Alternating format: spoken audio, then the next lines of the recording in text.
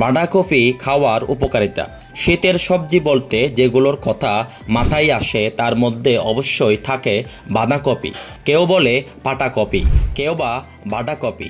তবে নামে নয় গুণে পরিচয় এই সবজির। নানা পুষ্টিগুণে সমৃদ্ধ এই বাঁধাকপি কিন্তু হালের কোনো সবজি নয়, বরং এর চাষ হয়ে আসছে 4000 বছর ধরে। চীন, মধ্য ও পশ্চিম ইউরোপ আর মেসোপটেমিয়ার বাঁধাকপি আবাদের ইতিহাস মেলে। বাঁধাকপি খাওয়া যায় কাঁচা, রান্না করে ও শুকিয়ে। এর পুষ্টিগুণ কোন পদ্ধতিতে খাওয়া হচ্ছে তার উপর নির্ভর করে। 1 কাপ আদা সেদ্ধ বাঁধাকপিতে পাওয়া যায় আমাদের প্রতিদিনের প্রয়োজনীয় ভিটামিন সির 3 ভাগের 1 ভাগ। এতে manganese, dietary fibre, calcium, potassium, vitamin C, vitamin বি6, ভিটামিন এ থাকায় শরীরে ছোট বড় কোনো রোগকেই ধারে কাছে ঘেঁষতে দেয় না। বাঁধাকপিতে রয়েছে অ্যান্টিঅক্সিডেন্ট।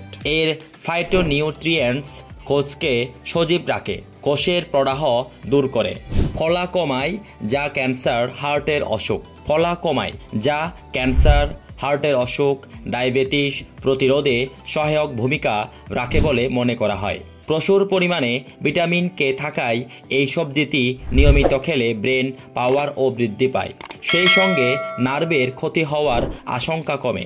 এর ফাইবার হজমে সহায়তার পাশাপাশি পাকস্থলী ও অন্ত্রের ভেতরের অংশকে শক্তিশালী করে এবং পাকস্থলীর আলসার নিরাময় করে। আমাদের দেশে প্রচুর পরিমাণে বাঁধাকপি হয়, তাই পুষ্টির জন্য বেশি বেশি খেতে পারি এই সবজি। শীতকাল জুড়ে রাখতে পারি সালাদে।